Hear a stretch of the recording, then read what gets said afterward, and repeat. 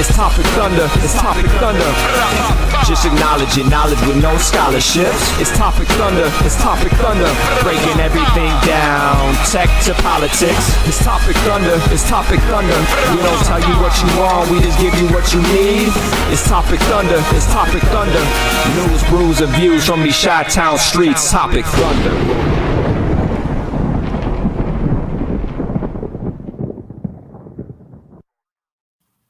You heard the man, ladies and gentlemen. It's Topic Thunder. Welcome into the Thunderdome. It's another Wednesday edition of Topic Thunder. So thanks for following along with us as we balance schedules and whatnot. So welcome in to what we affectionately refer to as the Internet Saloon. And we offer a chair at the bar as we pour conversation for everybody.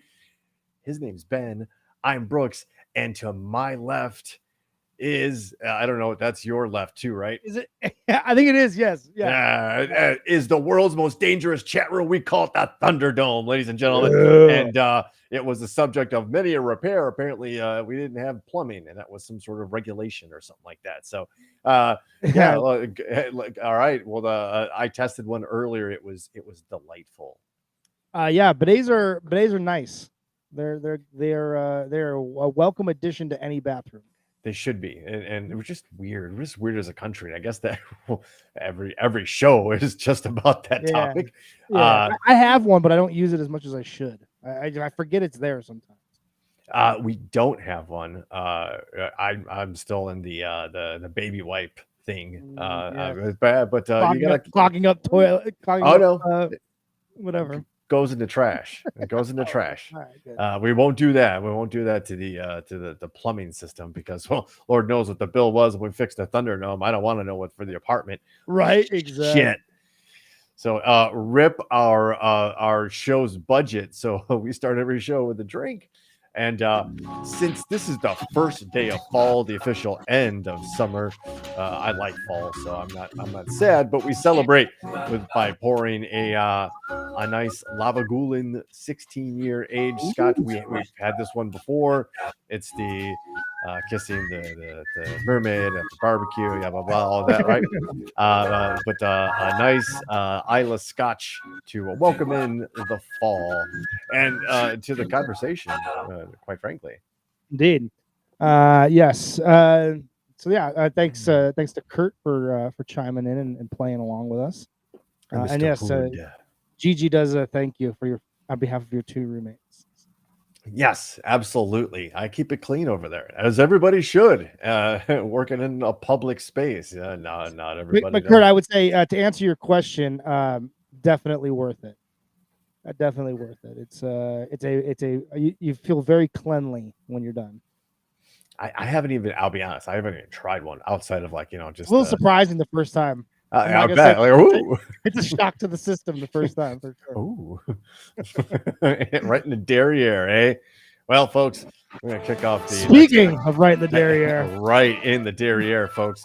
And speaking of derrieres and asses in government, let's. This happened last week. The news is actually breaking shortly. Drip dry. No. No. You use the bidet, then you dry off with a little bit. Then you pat it clean. Correct. Yes.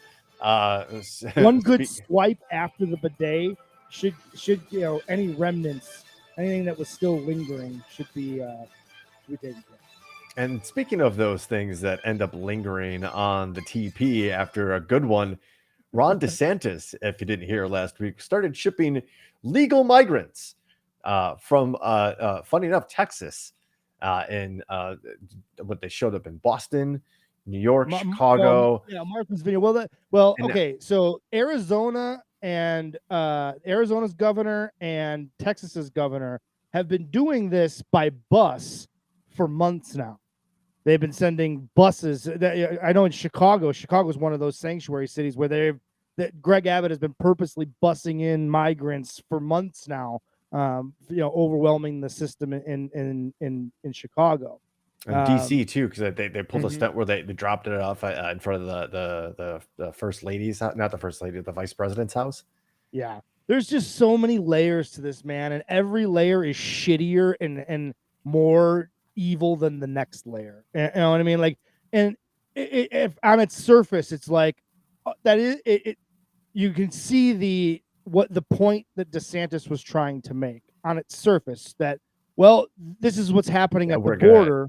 Yeah, you know, that sort of thing. I'm sure we're gonna get into his defense of himself, but I don't know if we even want to get into his defense of himself. I want to speak more of what we were talking about, what the human trap that was laid, and because we have we have details about this. So, but just to go over some of what DeSantis has done.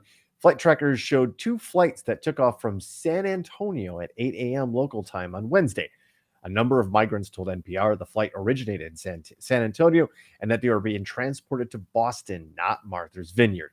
One flight took off from San Antonio, made a stop in Florida and South Carolina before landing in Martha's Vineyard. The second flight also stopped in Florida, but made another stop in Charlotte, North Carolina, before landing Martha's Vineyard. A spokesman for Texas Governor Greg Abbott said his office was not directly involved in these plans. Like, what? So wait, you don't know that another governor is actively moving people from your state to several? Okay, cool. You're not involved. You don't know anything about it. That's called plausible deniability. Our office had conversations with Governor DeSantis and his team supporting our busing strategy to provide much needed relief to our overwhelmed and overrun border communities. Now there is a border crisis, and the crisis is that for the last 50 years, any sort of legislation reforming the entire process, which is so archaic that it involves handwritten reports. That's like going to school today and handing a kid a Scantron and going, yeah, this is how we did it back in the day. It makes zero sense. And there's been one particular party resisting this legislation. I'll let you folks at home guess which one, but for 50 years have stymied every attempt to reform this entire process, which needs to be reformed, no doubt, for security purposes and human rights and purposes, 1A and 1B. I'll give you both on that one. So to take care of people the right way and to make sure that the right people are coming in with the right intentions. That's all. The system is overrun, understaffed, and archaic. And so when the conservative side says, just do it legally, just go through the proper means, they don't understand what that means. They don't comprehend that that's not a simple process. It's not that they don't want to do it by the proper means. It's that it's very confusing if you don't speak the language, to find people that can help you and get you the help that you need, and all and shelter and food and all of those things. There needs to be a much better system, but there has been, like you said, an active resistance to any sort of reform to this, because again, the root of this is replacement theory, right? The root of this from conservatives and particularly Republicans, that Ted Cruz and all of them, they want to tell you that this is a democratic scheme to bring in more people that will vote for Democrats. I would also drench the stench of slavery onto that, because they know who the big employers are, and all of these big employers are deep into the pockets of many, many very, very well-known politicians who support these ginormous, cattle farms and poultry farms that rely on immigrants, some illegal, some legal, for labor, because folks don't want to do those jobs, which are awful conditions in and of the work itself. So it's really kind of weird, right? When you have these governors that are, again, well supported by there's got to be a ton of cattle farms, like corporate cattle farms in just Texas alone. Mm-hmm. Oh, right? For sure. Absolutely. For sure. 100%. Southern Illinois makes its living on agriculture and livestock. there are a ton of poultry and pork farms down in southern Illinois, and I've got a lot of grain farms, a lot of corn farms. There's a very interesting study I just read that there's a mass unemployment gap in the 25 to 50-year-old range for white males, and the number one answer is they just don't want to work. It's something I just caught it on Twitter. I was just like looking through it. It was very, very interesting. It kind of plays into this too, right? Because they don't want to do that stuff. Right. They don't want to do that work. Well, yeah, They're American. I follow Gary V, and he's been talking lately. People have talked about the Great Resignation, right? And what he is saying is get ready, because the great never applied in the first place is coming, right? Because the generation behind us, our kids and their kids are growing up in a world where they have options to make $50,000 to $70,000 a year if they in technology on the internet. There are a number of young people that are making more than enough money without having to go to college and spend money on loans and that sort of thing, where they don't need or want those jobs, those entry level jobs, the ones that are classically where, well, that's why you get paid minimum wage, because that's just an entry level job. Again, every time this was brought up, go to your local fast food place, or your local Walmart, or your local grocery store, and look at the employees. Look at the people that were working the registers. Look at the people that are stocking the shelves. They are not young people. They're not. They're not the young high school kids working for minimum wage. That's their entry level job. They're just doing what their boss tells them. That's not who's working these jobs anymore. Just go and look for yourself. There are a lot of elderly folks working these jobs. There's a lot of handicapped folks working these jobs. And the question is, do they deserve to have a livable wage, right? Because for so long, the narrative has been is that's an entry level job. That's for kids. That's for kids. Well, the kids aren't working those jobs no more. They have options. They're not going to work those jobs. So there's retail and restaurant and food service is. I've been saying it for a long time. They are in for a rude awakening coming soon. But that's getting off the point here, because we need to fucking talk more about the fucking ridiculousness that is this story and the fucking atrocities that were done to these people. So let's talk about that. Let's talk about the fact that that Florida DeSantis hired a bird dog, which if you don't know what that is, that's basically someone that goes out and finds referrals, right? He goes that they hired someone to go out and find 50 Venezuelan, and these are all legally documented. They are legally here. These are not illegal immigrants at the border. These are people that are already here. One of the problems was that they had these check-ins, right? That they, because of their immigration status, which again was legal, they have to do these check-ins in Texas or all over the place. What's fucked up? Mm-hmm. I'm sorry. No, go for it. Oh, no, I like it. Go. What's got me fired up is that they did that, but what these I have it queued up if we want to play it, but the lawyers held a press conference. There are a couple of lawyers that held a press conference in the 24 hours after these people showed up, and basically laid out what happened to these people. And they were promised food and housing and jobs when they got there. They were told they were going to Boston. They were told they were going to New York. But what's crazy, what's the most fucked up part of this whole thing, in my opinion, is they took these people's information and they just randomly chose an immigration office and shelter randomly around the country and put their names and put them there. But they shipped all these people to Martha's Vineyard. But some of them had appointments in Washington State, in Texas, in Florida, in North Carolina, in California, where their paperwork says they're supposed to have gone. They sent those people there knowing they wouldn't make those appointments. Then that would turn them into illegally undocumented people, and they would be kicked out of the system. It's so fucked up and cruel what they did to these people.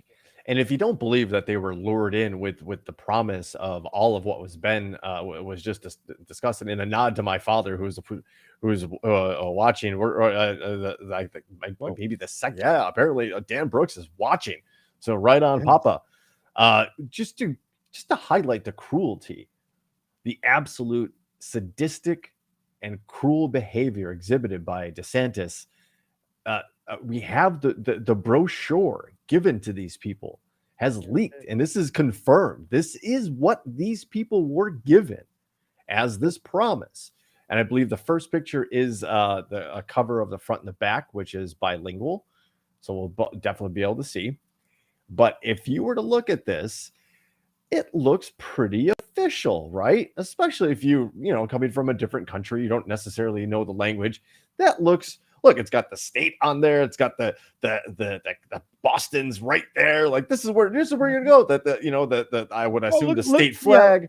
Look at this nice lighthouse. Isn't that beautiful? This is where you're going. It's going to be great. And look, we have all these. This is where your first stop's going to be. Here are the numbers for all these resources. Here's a church. Here's a Hebrew center. Like we're really looking out for you. This is going to be great.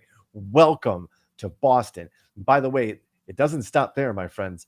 This is what we're really going to do for you. If you take a look at the inside of this, and on the left side and in the middle is in the English language. Resettlement agencies who resettle refugees under the Match Grant Program provide cash assistance and in-kind support for refugees for an additional 90 days beyond their normal 30-day period for reception and placement assistance, employment for refugee programs, and services for eligible populations seeking employment. They talk about the Refugee Cash Assistance Program. Provides up to 8 months of cash assistance for income eligible refugees without dependent children who reside in Massachusetts. The Refugee Employment Service.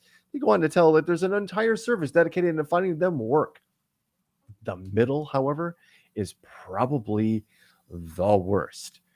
And it literally tells them they will provide assistance with housing, furnishing, food, and other basic necessities, clothing and transportation to job interviews and job training, assistance in applying for Social Security cards, registering children for school, using public transportation facilities and services, and community cultural orientation.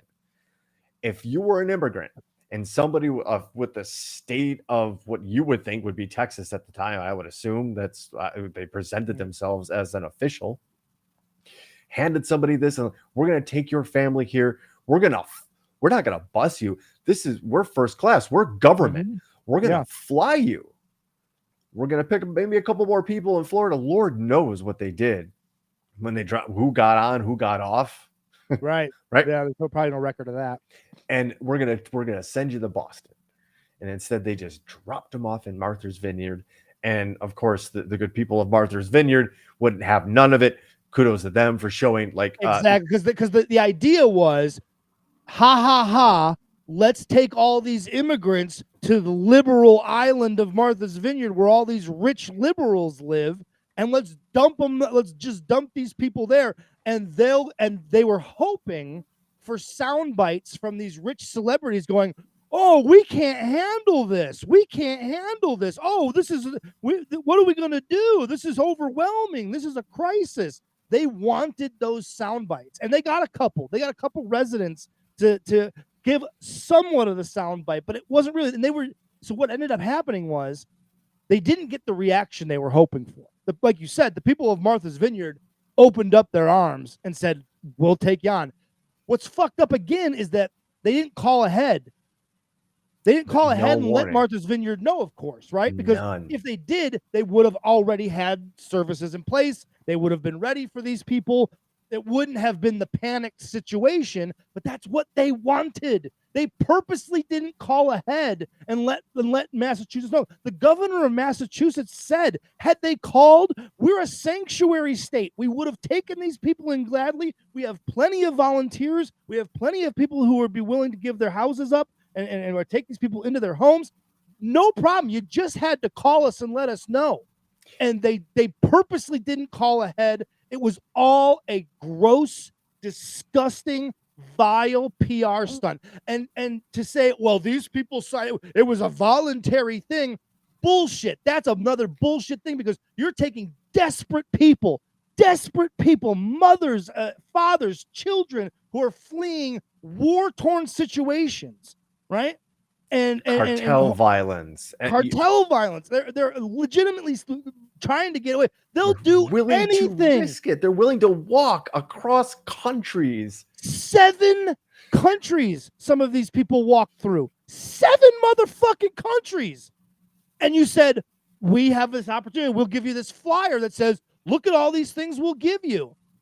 What person in that situation would say no, would not sign up for it? It's just so fucking gross. And it looks like they may be held accountable. I hope they should. I guess one of the sheriffs in San Antonio has opened an investigation. There's a lot of smoke about a possible federal violation of migrant trafficking, human trafficking, kidnapping. They were legal and they signed up for it. That's gonna be the loophole, that they were already legally documented here and they agreed and signed up for it. That's gonna be the loophole. It's gonna get them out of trafficking. But there's got to be this is kidnapping then. There's got to be some sort of punishment. This cannot be allowed. And what it needs, and like I said, flying under the radar was the Arizona governor and Texas governor have been doing this by buses for a while now. The whole thing needs to fucking stop. It's fucking gross. But this is more egregious because actually the only people DeSantis did let know was Fox News, and apparently they sent a videographer along for this. So you can imagine that tape's going to be used and probably his eventual run for president, about how this is how he treats the immigrants. And he showed it to those liberals up north, and he's the president for everybody, despite everything he just said in the first 7 paragraphs. What you said earlier about being held accountable, though, this is really going to be a big test for behavior, because as the next story reminds us, this behavior is not new. Right. Shipping people of color from the South up to the North. This is actually a really old tactic done way back in the day, I believe in the 1960s, which is now way back in the day, which is really weird. But in the early 60s, another group of white supremacists, relying on the same racism and spite blueprint and peddling the same lies about housing and opportunity, bust vulnerable people, Black Americans living in the Jim Crow era South, across the Mason-Dixon line to get back at Northern liberals involved in the civil rights movement. Wow. Reverse, exactly the same fucking thing. The reverse freedom rides were a racist prank in a mean-spirited, pitiless vein we're seeing from the MAGA immigration hardliners. And while Abbott has boasted that his unprecedented busing plan is doing what no state has done in American history to secure our border, it's hard to believe he hasn't cribbed every note from those racist originators. That is, again, from the Daily Beast. So they're just playing on their tried and true blueprint, as the article distinctly kind of reminds us from the way back. Again, not a lot of people remember our own history that far back. And actually, before this entire event and the busing started, I didn't know it either.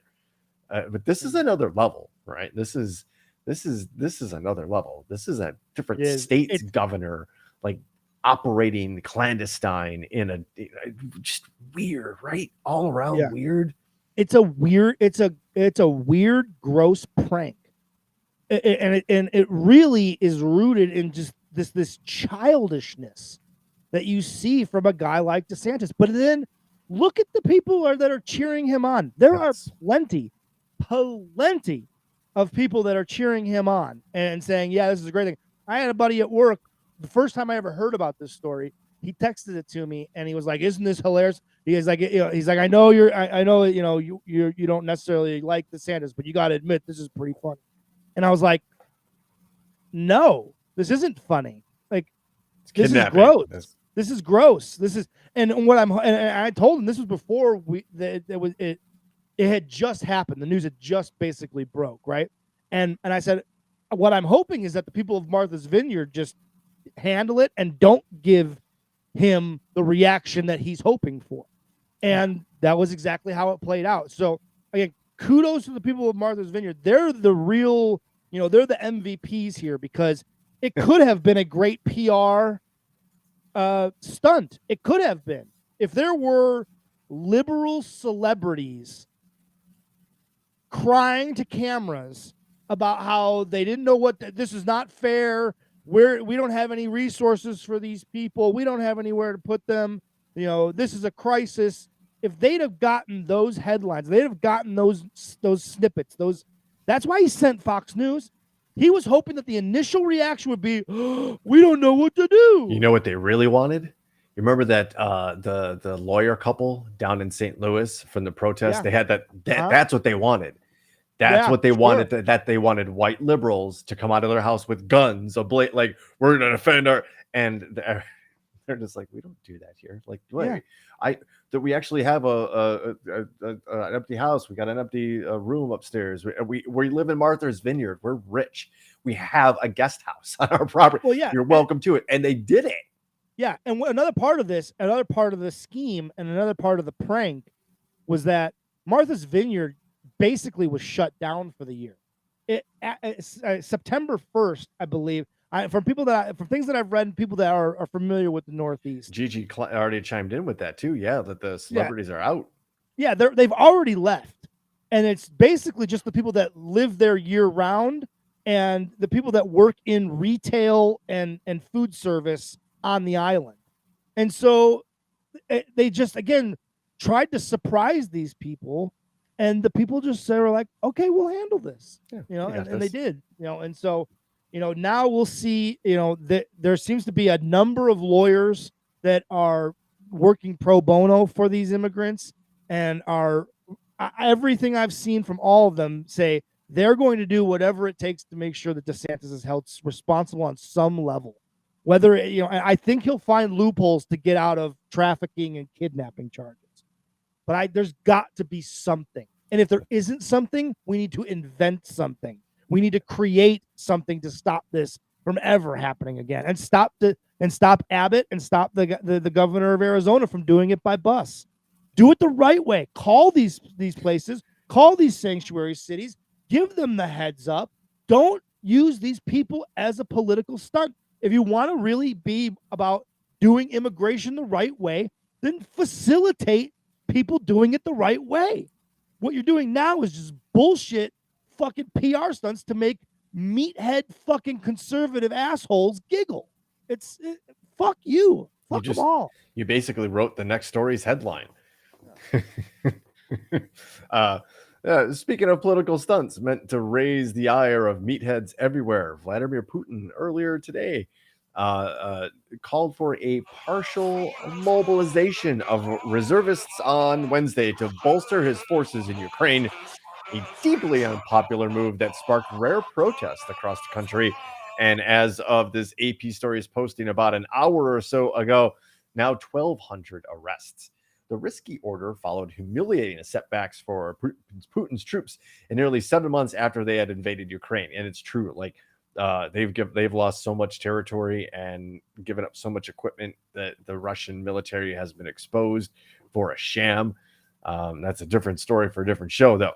But Putin warned that he isn't bluffing about using everything at his disposal to protect Russia, in apparent reference to his nuclear arsenal. He had previously rebuked NATO countries for supplying weapons to Ukraine. Now let's remember, it has nothing really. It has a lot to do with colonialism, so that's why he wants Ukraine. Oh, hold on, got a little something in my throat here. I got something to wash it down. Kyiv is really important in Russian history. If Moscow is the mother of, they consider Kyiv the father city of ancient Russia. So there's a lot, and Putin's really weird and into that like czarist history of Russia, and even before that, right? So that he can't have that, it becomes blatantly obvious that he is failing miserably at holding on to power, and that his armies deserted him, that at the expense. Oh, we got a dog situation outside. Ayo. Yeah, neighbors. That's Fiona and Coco out there having a conversation. Yes. Yes, awesome. Oh boy, everybody's yelling. Everybody, that'll solve everything. No, I didn't mean that. I didn't mean she's listening. I didn't. No, maybe not. But he's calling up 300,000 people. They shut down travel out of the country for men of fighting age, what I think is 18 I was gonna say, to didn't 65. they're at a draft, basically. It's basically forced conscription. And actually, we have a video of that. We're gonna show a little bit of video. That first Twitter video. They were literally walking around the streets. I don't know if that's FSB. I don't know what branch of Russian gulagology that might be, but you can see what they're doing. I want to make sure I'm pulling the right one. It's the Michael Weiss the protest against partial mobilization. Yes. Got it. Yeah. Let's see. This is how they're gonna get 300,000 people to the border of Ukraine. This is Russia. Check this out. Kidnapping that guy, basically. They're just into waiting buses. This is also going out people being protesting now too. They're just being dragged off by whatever form of the SS you want to call it these days, and like a Gestapo or the Spetsnaz or the KGB, whatever, the FSB, the GRU. This is a hugely unpopular war inside the country itself, and the rest of Europe is not having it with Russians trying to leave the country, especially their neighbors, what are called the Baltics now, which are Latvia, Lithuania, and Estonia.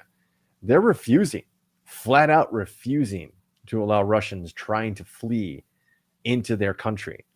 This is a quote from the Estonian foreign minister.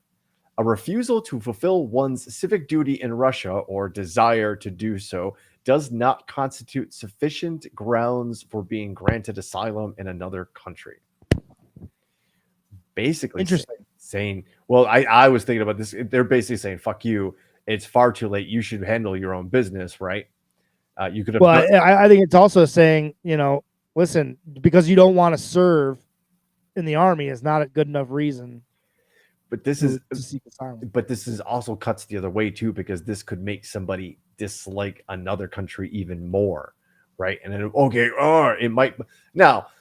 If you know anything about what's going on over in the Russian military right now, they actually don't have a lot of equipment. They actually don't have equipment for 300,000 new troops. They don't have training facilities. They don't have officers to run new units and divisions. They don't have methods to train. The Russian military has been one big pyramid scheme where the higher up you are in the officer chain meant the more equipment, ammunition, food you could sell in the black market to enrich yourself. Literally what the Russian military has been doing.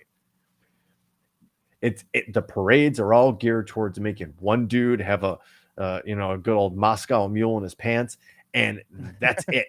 It's a fancy show. All of Russia's money goes, as we talked about last week, into espionage, subterfuge, secret weapons. We thought their navy was formidable, but then the Ukrainians showed that to be a little bit different too. And they're definitely, I think they have the most nuclear weapons of any planet or any planet in the world. That makes a lot of sense. Any country in the world. So that's where the Russians have spent their money, clearly. Mm-hmm. And again, this is all centuries and thousands of year old politics being played out here. The remnants of the Soviet Union coming back to Soviet Russia, and with middle fingers in the air, going, "You want to fight? All right." Poland, I guarantee you, is just itching for something. And this is a direct provocation because it's not about Ukraine. It's about NATO. And it's always about NATO's encroachment. Try it. Mm-hmm. Just try it. Because if there's one country besides maybe Ukraine, but Ukraine's a different situation than Poland. I think Ryan Hansen's right. I mean, basically, about what we're seeing and how Ukraine is handled them. If they didn't have nukes, I don't know that people would respect the Russian army based on what they're seeing on what's happening in Ukraine. Oh, absolutely not. Even the pundit generals and whatnot on CNN. I follow a couple of them on Twitter because they're much more informative and detailed on there.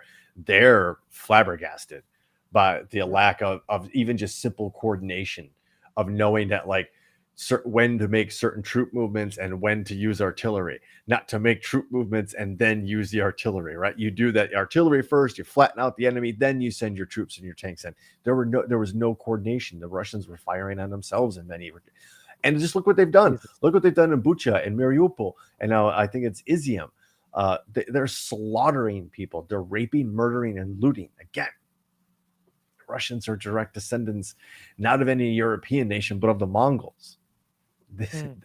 I don't mean to make it like that barbarically simple or draw any kind of like cultural racial lines like that, but like that's what the Mongols did. The reality of the situation. Yeah. They impregnated all the women, they killed all the men, they took everything, and then their sons owned everything. That tried and true story of not American, but world history, human history. Because well, we failed to mention the death of the Queen. We actually have a touching video at the end of the show, which I thought I would show kind of towards the end, where the Ryan might be. But like, what do you think the Crown did back in the day? Oh yeah, conquered, they're colonizers. Yeah, colonized. So this is just what they do, right? So very interesting today. You can't think that Putin's got long. I don't know, like if this is going to be the powder keg, or is this the Russians just going to be like, because most of those guys are going to die, and they know it. They know they're going to be cannon fodder. They just know it. Yeah, sure. They're going to be sent to the front lines to be slaughtered basically. Without guns, without boots, no, like just here catch bullets, while the real soldiers behind you are actually shooting back. We'll give you this gun that doesn't work. We know it doesn't work, but here you go, son. Here's a bottle of vodka. Here's 2 grenades. You know what to do with it. You throw one, you hold on to the other. You know what I'm saying? That's probably literally what they're telling us. But, not all is lost, especially when you consider what Russia's neighbor Finland has just accomplished. Ben, you might be very interested in this because apparently they've solved homelessness. Oh, really? Oh, are we passing over the guy that fell down the stairs? Oh, we are. We can't pass this over. Oh, yeah. I forgot the story, folks. Yeah. So we've seen what happens when you're not friends with Vladimir Putin, right? Now we've seen what happens when you are friends with Vladimir Putin. Another Putin crony has fallen to his death. And I love that they have this graphic with graphics of how each person close to him has died. Right. It's so great. It a is. Knife, a gun, hanging, a boat, falling off of a boat, remember? Another hanging, another stabbing. This guy fell out a window. This guy fell down some stairs. I'm sure there's something in the translation here, but oh my God, is some of this priceless. I can't believe I was going to skip this over. A Russian channel on a messaging app, Telegram, quoted the MAI, said, this morning, 73-year-old Anatoly Gerashenko fell from a height flying down several flights of stairs. This is the best. It added, the scientist received injuries incompatible with life. The doctors who arrived at the scene could not save the professor. Of course not. Of course not. This man was well into the Moscow Aviation Institute, and again, not maybe in the inner circle of Vladimir Putin, but certainly in the inner circle of Vladimir Putin. And it just keeps on keeping on in that regard, right? Another person falling to their death, falling to their death. All right. Are we gonna? I can't wait till we find out next week that they were stabbed once before they were. And for some reason, her body was radioactive, and now the people that were doing like examining the body now have some kind of weird cancer or shit. Like, how did this happen? Oh my God! Exactly. Look, if it hadn't already happened, you'd be like, you're some kind of weird QAnon conspiracy theorist, Brooks. Bro, no. But yeah, Ben, check this out. Finland ends homelessness and provides shelter for all in need. In Finland, the number of homeless people has fallen sharply. The reason: the country applies the housing first concept. Those affected by homelessness receive a small apartment and counseling without any preconditions. 4 out of 5 people affected thus made their way back into a stable life, and all of this was cheaper than accepting homelessness. Since the 1980s, the Finnish government have been trying to reduce homelessness. They've been working on this for a while, I would say. But they found a way. Because they actually dedicated themselves. They dedicated resources. They dedicated money. And the apartment here, this describes the flats, as they say. The apartments have 1 or 2 rooms. In addition, the former emergency shelters have been converted into apartments in order to offer long-term housing. So they've converted shelters into apartments. And here is the steady decline in their homelessness. Oh, look at that. Huh. Imagine if you... It's almost like that these people don't want to be homeless. They just don't have the resources or the capabilities of getting themselves out of their situation without some help. Maybe they've made mistakes. Maybe they've never... They don't know how to read or write. Whatever. Who cares? And I wonder, exactly, and ultimately, who cares? But ultimately, also, how many of them with mental health issues? You know what? That would be a really nice Venn diagram, actually, to figure out if they are kind of addressing those needs too, because Lord knows that. Imagine that. Imagine, the most well-heeled country ever in the United States. And we can't come up with some kind of solution for this. We can't start a pilot program for, I don't know, veterans and say, we owe it to them first. But if this works, then by golly, the high tide rises all ships, right? It goes back to the same mentality that we were talking about earlier with minimum wage jobs. It's the same old mentality of the way things were. Right? This is the way things were. This is how it happens. And if you're homeless, it's your fault. Just go get a job. There's plenty of places hiring. Go to McDonald's and get a job. You hear this rhetoric from people, but they don't. Then you can say to them, but you don't understand. Even McDonald's isn't going to hire someone who doesn't have a place to shower, who doesn't have clean clothes, who can't present themselves, doesn't have a home address, doesn't have a bank account, doesn't have a number of different things, but just the basic things. Like, they don't have a home address to put on an application. Transportation is an issue. How do they get to the job? Exactly. If public transportation isn't available, and in many places it's not, particularly rural places, costs money. Yeah, that to get to a job costs money, and everyone thinks it's just laziness. Like it was said in the comments, everybody just thinks if you're homeless, it's because you're lazy. And it's just so annoying. It's like, it's the same thing, the same mentality with people that collect welfare benefits, that they're just lazy. They envision this person who probably has a tint darker skin than white, that just sits at home, has babies because they'll get more money in welfare, and just milks the system, has no ambition to better themselves, and is just completely living off of the government teat. They believe, there are people that truly believe that is the majority of people that collect welfare benefits. When the statistics show it's mostly working single mothers and the elderly. Those are the two biggest groups that get welfare benefits. But when you tell these people that, they go, they don't have anything. They literally don't have anything else to say. And then the third group is people with disabilities, legitimate disabilities, either physical or mental disabilities. That's the third group. That's like 80% of the people that get welfare, right? It's an overwhelming number of people that are working or want to work or are incapable of work. Like, it's these weird old school mentalities that are passed down from generation to generation, from these men who were frankly fucking idiots. I mean, there's no other way to put it. That again, I've talked about it. They let the jobs go. They let the manufacturing jobs go overseas. They didn't do anything to stop them.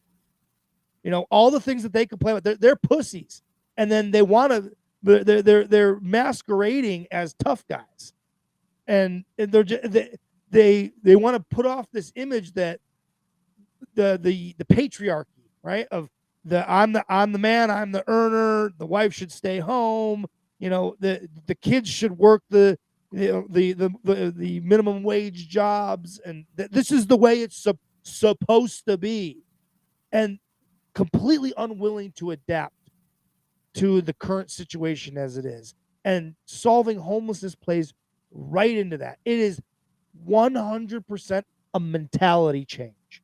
If we could change the mentality of a large percentage of people on why people are homeless and what could be done to help them, if we could just get through to those people somehow and change the lens that they're looking at it through, we could do something about this. We could. We're capable of it. But this is where better messaging comes in too, because there are some people that you're just not going to be able to move that lens. You're not going to be able to sharpen it, focus it, and that or change its direction. Certainly not. We all know the people like that in our lives.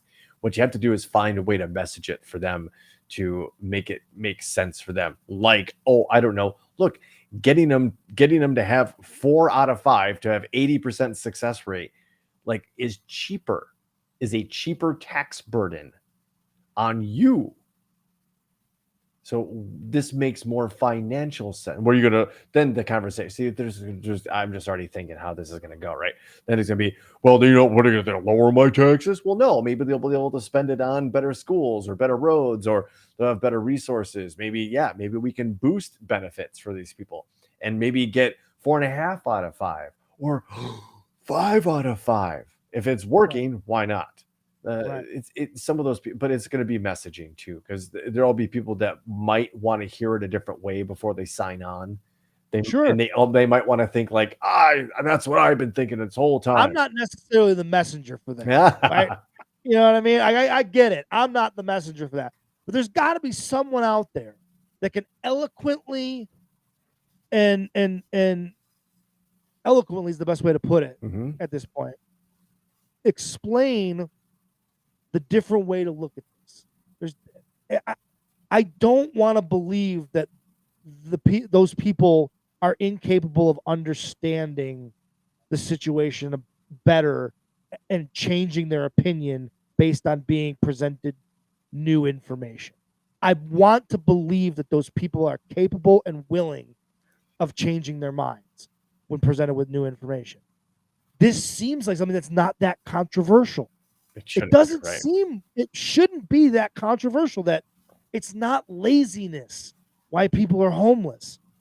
It's not. It's just simply not. And again, lump in the military veterans that are. So when you look at it, the 4 big groups of people that are homeless or are collecting welfare benefits are people that deserve it because of the situation that they're in. You know, either they're elderly and they've lived a long life and they've paid into the system, and so they deserve to get out what they put in. If they have a disability that doesn't allow them to be a contributing member of society, they deserve to live too. They deserve to live comfortably. They deserve to have a life. They deserve to not have to worry about how they're going to eat, you know, or how they're going to get their medicine, you know, things of that nature. Our military veterans. I mean, who can argue that we should be taking care of military veterans? The same people that are like pro-military, that Colin Kaepernick can't even fucking kneel because they're so protective of the fucking military. But then when it comes to military homelessness, they're like, well, yeah, but what are we going to do? Well, you know, just a quick reminder of that, just a few short months ago when there was a particular political party in the United States that fought against improving benefits for soldiers, injured soldiers from burn pits in Iraq and Afghanistan. So again, when one political party, again, they bounce around throughout our short history here, but when one side's telling you who they really are by their actions and their deeds, you ought to listen. But you were speaking of eloquent leaders being able to frame a situation. This next guy certainly is not that, but he certainly knows about the value of real estate, right?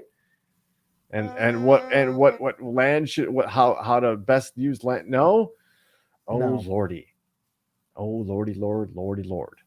I don't know how long we may have been waiting for something like this to happen, but earlier today, New York State Attorney General Miss Letitia James wants the Trumps to repay $250 million, which she says was illegally obtained. Not only Donald, but all three of his children. Oh yes, even Nazi Barbie too got hit with this in a lawsuit alleging that they lied by billions about the value of their real estate in order to get loans and pay less tax. Prosecutors say the Trump organization committed numerous acts of fraud between 2011 and 2021. And I'm sure a lot earlier than that too, but records might only go so far. Who knows? Mr. Trump has dismissed the lawsuit as just another witch hunt. How many times do you have to hear? And I'm not speaking to the audience. I'm speaking to the people that aren't listening to the show. Funny enough, how many times does this guy have to tell you who he is? Right. How many times does this guy smoke? There's fire, dude. How much? What does he have to do to let what is you the know? breaking point? That is a great question. It is the million, billion, $1 trillion question. Like, what is going to snap these people out of this sycophantic obsession with this man? It doesn't make sense. It doesn't make sense that there are people that still think this guy is some sort of political maneuvering genius and that he's doing what's in the best interest of the country. At no point in this man's entire life has he ever done anything in the interest of anyone other than Donald motherfucking Trump. Ever. Well, here's the difference between, and thanks for watching it, Chris. Here's the difference between cult leader Jim Jones and cult leader Donald Trump. Jim Jones gave you the Kool-Aid for free. Trump is charging them for the Kool-Aid, and with a smile on his face too. That's the gall of it, is that these people are paying money into all of this, and it's amazing how this whole thing happened. You know, like, Kurt's probably not still watching, but Kurt and I have some great conversations at work. And we recently, I think it was even this morning, if not yesterday morning, had a conversation about like how this whole Trump phenomenon started. Like, how did we get here? Right. And you go back and look at it. The man ran for president as a PR stunt. He wanted more money from NBC for The Apprentice. And he thought by running for president, it would just make him more high profile and make him worth more money to NBC. Then every network on fucking planet Earth decided to just give away free airtime to Donald Trump. And he was able to spread his message, for lack of a better. He got so much free advertising from the media, which is ironic considering he turned on the media as soon as he got in. But without the media, that was a work. That's a work. Of course. That whole CNN thing's a work. Yes. His whole thing. Hey, without CNN, he doesn't become president. And without CNN, they don't. Without Trump, CNN doesn't pull those monster ratings. So again, at the time, the same gentleman who was president of NBC during The Apprentice was then Jeff Zucker, who was then president of CNN. So he knew how to get ratings. That was it. He wasn't a newsman. But I will counter with the cute story and surface is that it was a political stunt, that he was just like, oh, I'm going to throw my hat in the ring. We know. I've documented proof throughout the history of this show. This is Topic Thunder 88, by the way. Through the history of this show, that there's nothing incidental or just coincidental about Trump. Yes, I agree with you there, but I do think that they didn't see that coming, and then once the ball started rolling, they jumped behind that. Oh yes, I think that's. But So you have the media coverage, the free media coverage, where you didn't have to spend any money on political advertising because Fox News, CNN, MSNBC, they all loved him because it was seen as a joke that this Donald Trump's running for president. Isn't that funny? Let's have him on to talk about it. And then it started resonating with people, right? And what happened was, why it started resonating with people is because he had the perfect opponent. Hillary Clinton was very unlikable. She came with a lot of baggage and a lot of stuff that could be put on social media to make her look even worse than she already is. Don't get me wrong, Hillary Clinton's a pretty fucking bad person. Let's not make any mistake here. Yes, she's not an ideal candidate. She was the perfect candidate because they were able to throw the emails out right before the election. 10 days. They were able to pull that rabbit out of the hat on her. They didn't have that on every candidate. Who did Donald Trump ask for that too? Oh, Russia. Openly, in front of the nation during a debate. Yeah. That must have been a coincidence. Really a coincidence. Same thing with the Proud Boys. Stand by, stand down. It's this weird snowball that got rolling down the mountain and turned into 80 million people. 80 plus million people voted for this man in the last election. And how many people have given money to projects like America First, which is a complete sham? How many Build the Wall. How many of them gave to the Stop the Steal fund that we know went right into Donald Trump's fucking pocket? Not that he stopped the steal. It's just like you just want some smelling salt or something. Like you said, what's it going to take? What's it going to take to kind of realize that you're being grifted? You're the mark. You're the mark. Come on. Relatively smart people that may not be the brightest people I know, but they're not fucking dumb. And they should know better. You thought were good people, but right. if you can't get this concept, I have to question whether you're a good person or not, because the dude you're supporting supports a lot of really heinous, terrible shit, and has no love for this country. Dude, he's in trouble though, man. This lawsuit is gonna fuck him good, and then this next story right here. Oh boy, this declassified docs thing is going to fuck him up real good because he can't prove that those documents were declassified. That's why his fucking, I'm sure we're gonna get into it here. His fucking defense team is scrambling to figure out how they're gonna fucking answer these questions.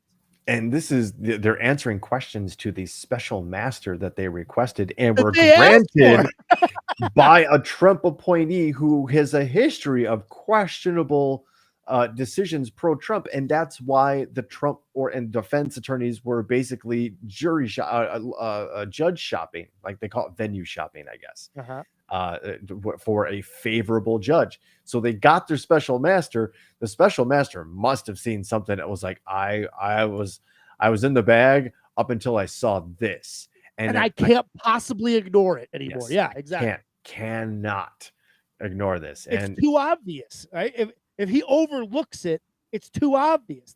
They've painted this judge in a corner. And he probably goes to jail too for overlook. Like, wait, you knew there was treason? You knew he gave away nuclear secrets, not only ours, but other countries? You knew he gave away American intelligence assets, human beings collecting intelligence for our country? The best part is what all this judge is asking for is any sort of proof or documentation that shows that Trump declassified these documents, and they cannot produce that. And in the note, as before, however, plaintiff conspicuously fails to represent, much less show, that he actually took that step. They wrote in the ruling. The DOJ lawyers added that Trump is now resisting a request by a court-appointed special master for him to provide evidence that he declassified records that he seized, or that were seized. Again, he's caught in another lie. Yep. This is about national security. I'm telling, and then that's a whole other aspect of this dude, is that he went into this job with his mob mentality of, I'm the boss here. I'll do whatever the fuck I want, and you'll just all fall in line, not understanding that there are strict rules and regulations on what he can and can't do. We've heard how many different stories from books of, can I do this? And then some general has to go, no, sir, you can't fucking do that. It's unconstitutional.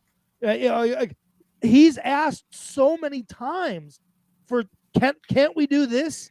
Can't we do that? Why can't we do this? Like a good mob boss, and this is to Mr. Billy Wax Point. Thanks for joining the show. And he knows the value of information and the leverage he has once he has information on somebody, and it operates just like so. He knows about your family, knows where your family lives. It'd be a real shame if something, the garbage truck, there was an accident on Walnut Street at 7:30 in the morning when your wife is taking your kids out to school.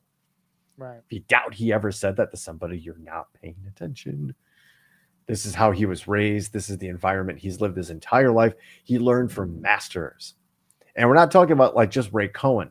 You don't think that he's been fed how to do this from outside sources. Let's call them hostile foreign intelligence agencies on a playbook on how to operate like this. You're missing what the history of this, right? And we talk about the attention span and like how we can't grasp the long story, the long history here. But this is it. This is it.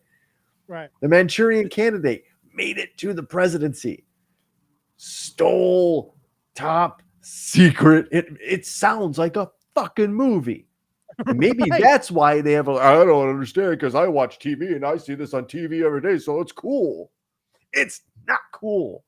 It is not at all cool, my friends. Oh, Ben, you want to know what else is not cool? What's that? When you want to go and kind of cool off, say you live by a lake and you want to go cool off on a hot summer day. It was a steamy one over the weekend. And Ben, you get out to that lake and you're having a good time. Maybe the dog's throwing the ball and all that kind of fun stuff. And Ben, the lake just explodes. Jesus Christ. Because apparently, according to IFL science, lakes can explode and kill thousands of people in an instant. Now scientists are worried about one in particular. Oh, good. On August 21st, 1986, tragedy struck Cameroon as Lake Nyos exploded, killing thousands of people and wildlife for miles around.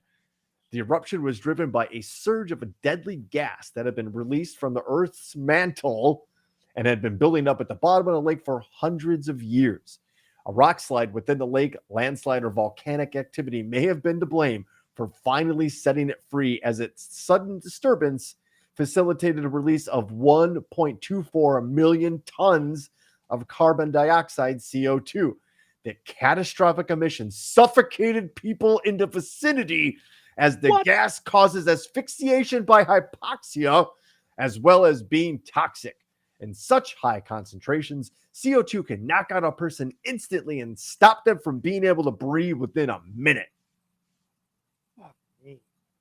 First-person accounts from the disaster shared by survivors to the Smithsonian Magazine talk about how the explosion began with a rumbling shortly when the frothy spray burst hundreds of feet into the air, and a gust blew through the homes in a local village. The gas killed thousands of people and swaths of wildlife and livestock. An enormous white cloud formed over the water. Hang on to your butts, folks. You can't even go to the lake anymore. Jesus Christ. Lakes are exploding. Lakes are trying to kill you. There's no sharks in lakes. It just wants to explode. All right. We mentioned that we didn't pay our proper homage to the my beloved mother, the Queen. Man. Oh, yeah. Hi. That was King Charles, who delivered a lovely speech about the death of his mother, Queen Elizabeth II. I thought there was one particular clip that was like a real touching kind of moment. And, I kind of like to kind of mix up some emotions in here towards the end of the segment. So I thought this was a really touching thing to say, particularly at your mother's funeral. Which so touchingly encompass what our late sovereign, my beloved mother, the Queen, meant to us all. But I'd like to make one thing straight. Charlie's in fucking charge now, and shit's about to get fucking real. As I stand before you today, I'd like to address some of the tyrannical shit I'm going to do as king. First off, America, we're taking you back. You cunts have been free for far too long. I would not have it. Australia, you're going to become a massive fuck-off prison again. Fuck you, cunts. India, you're safe. We don't really want you back anyway. Also, I'm bringing that thing back where, like, the king gets to fuck your wife the day you get married, if he wants to. That was a cool rule. Anyway, cunts, adios. I'm out of here. Which so The touching words of King Charles III. Ladies and gentlemen. Well, Brooks, I have a video today too. Oh, I was zooming around on the internet and I found something that I couldn't believe and I had to bring here.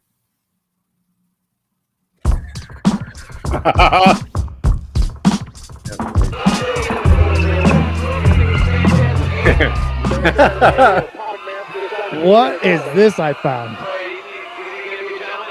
The man has some wonderful hair. Look at that hair.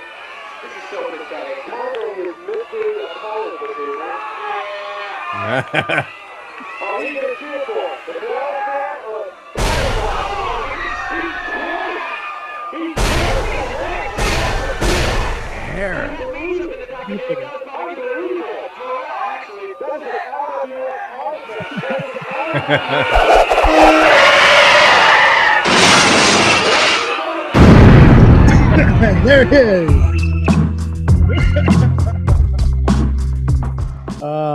Thanks That was to Billy me. Wack. I don't remember that. I don't know that whoever that was sure was handsome though. I will say. Yes. Let's Mike Brooks, this is your life.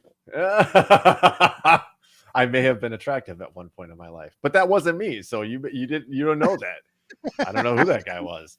That was the Flawless Man. That's all I know. That's all I know, and he might spell his name the same way I do. But there's a lot of Michael Brookses out there, so you never really know.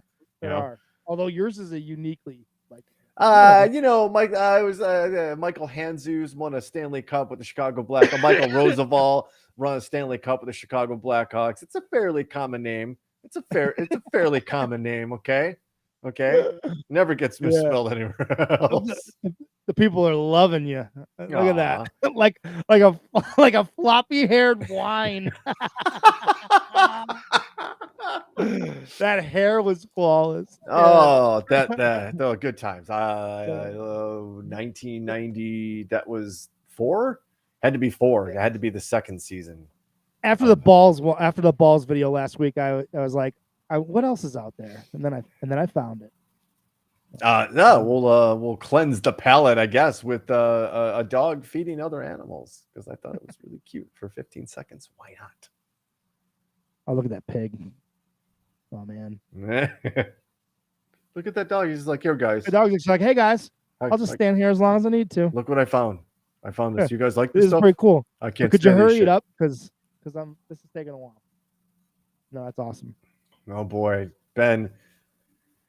I don't know how else to say this, but I'm charged up for the lightning round, ladies and gentlemen. Welcome to the #1 segment on this podcast that now apparently my father's watching. Yes. Yes. I had to take the what is this? The Equinox. It only took 88 Equinox? episodes. It's a good round number. We'll take it. We'll take it any day of the week. And maybe one time, maybe someday soon, he'll make an appearance in the world's most dangerous chat room, the Thunderdome. Ladies and gentlemen, welcome to the lightning round. The rules are simple. If you're new to the program, here they are. 3 stories enter the Thunderdome. I should not make that symbol like that. So we'll do 3 stories, and that there's no cool way to do the 3 thing because this is like the white power thing, which. How about I just do any hand signals and keep my hands to myself, like my mom always said. 3 stories enter the Thunderdome, ladies and gentlemen. 1 gets read, and you, the world's most dangerous chat room, pick those stories. Let's not dilly-dally. We're getting into the witching hour. So here's headline number 1. Wrecked semi shoots load of dildos and lube all over I-40. Courtney is definitely not voting for that. She hates these types of stories being in the lightning round. They always win. Headline number 2. Beyond Meat suspends its chief operating officer after arrest for allegedly biting a man's nose. And Gigi doesn't even need to hear him all. Headline number 3. Oh, you may have picked wrong, Courtney, if you don't like this stuff. You don't like butt stuff. Chess grandmaster accused of using sex toy to cheat and win against the world's top chess player. I saw the headlines on this. I didn't know that there was a sex toy involved. Was that? Hey, now you have my attention. Hey, Courtney, was that a vote for number 3 about number 2? Yes. So get your votes in right now, ladies and gentlemen. I'll let some of that settle in, but we're going to repeat that before we start tabulating everything up. So once again, ladies and gentlemen, headline number 1. Wrecked semi shoots load of dildos and lube all over I-40. Headline number 2, shoots, right? They got you on shoots. Beyond Meat suspends its chief operating officer after alleged arrest for biting a man's nose. And headline number 3, chess grandmaster accused of using a sex toy to cheat and win against the world's top chess player. Get your votes in now, ladies and gentlemen. If you motherfuckers don't vote for 3, the Thunderdome is a filthy town. Yes, we are. Yeah, Brooks fascist confirmed. Can confirm. Yeah, fascist over here. Okay. Hayden's voting for number 3. Billy Wax voting for number 3. Gigi's 3. Biz is number 3. Ma Jordan with number 3. And of course, we got our headlines. Aunt Chris is going with number 3. This is a landslide. This is sorry, that's the wrong one. Hold on. And then of course we have Ryan Hansen with his alternate headlines: Bustin' Loads, Beyond Cannibal, and Buzz Me In Champ. Dan Brooks is also voting for number 3. All right, that's not weird at all. This is a landslide, ladies and gentlemen. Ladies and gentlemen, let me while we're talking about this, I figured this one was going to win, but I knew it was going to face some stiff competition with the dildo story. Hope my dad heard that one too. Not awkward at all. I'm sending Ben the link right now, ladies and gentlemen, so you can read along. But let's hit the headline. This is from our good friends at WCYB.com, News Nation World. St. Louis, Missouri, of course. Rumors are circulating that a 19-year-old chess grandmaster used vibrating anal beads and artificial intelligence to defeat the world's current top chess player, Magnus Carlsen. That's not his real name, but we'll get to that.